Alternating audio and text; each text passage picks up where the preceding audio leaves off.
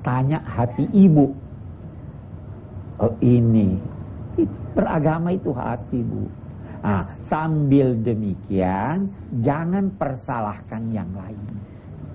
Yang pilih teh jangan persalahkan yang milih kopi. Ya kan? Yang milih selama itu dihidangkan. Kalau tidak dihidangkan, jangan masuk ke rumah ambil di kulkas saya. Tidak dihidangkan kok. Ya kan, Bu? Ya begitu. Baiklah Pak, kita sampai pada kesimpulannya. Kita mau menyimpulkan ayat kita ini. Ayat kita ini kesimpulannya barangkali yang pertama yang kita ingin garis bawahi, bahwa Allah menurunkan kitab-kitab suci dan Al-Quran yang diturunkannya membawa hak kebenaran serta mengatasi kitab-kitab suci itu sehingga Al-Quran menjadi rujukan. Yang kedua, Al-Quran mengatasi kitab-kitab suci itu sehingga kalau ada yang bertentangan dengan Al-Quran dari kandungan kitab-kitab suci itu, maka yang digunakan adalah Al-Quran. Itu yang kedua. Yang selanjutnya, ayat kita ini memperingatkan agar supaya jangan terpengaruh dengan ulah orang-orang yang ingin memalingkan kita dari tuntunan Al-Quran. Ulah mereka itu boleh jadi pada hal-hal kecil, tetapi kalau itu berlanjut, itu bisa sangat berbahaya. Jangan biarkan anak kecil main korek. Ya kan? Bisa terjadi kebakaran besar.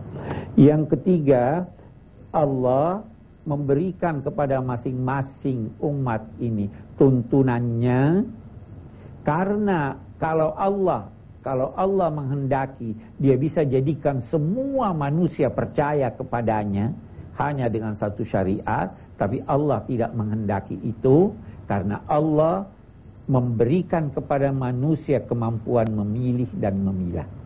Dan karena kita tidak bisa menentukan di dunia ini secara pasti dan bisa diterima oleh semua orang mana agama yang benar, buat kita umat Islam, agama kita benar, buat itu tidak benar. Mau sepakat tidak bisa. Maka sebaiknya kita tidak usah cari bersama mana yang benar, karena masing-masing akan mempertahankan. Kembalikan saja kepada Allah, nanti di hari kemudian Allah yang menentukan. Dan di dunia ini kita berlomba-lomba untuk melakukan kebajikan. Yang terakhir barangkali yang kita ingin katakan, bahwa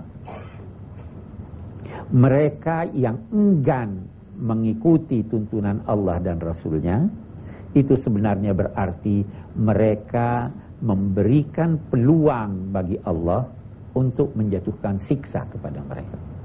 Mereka itu menghendaki terlaksananya, terciptanya ketetapan-ketetapan dan sikap-sikap picik.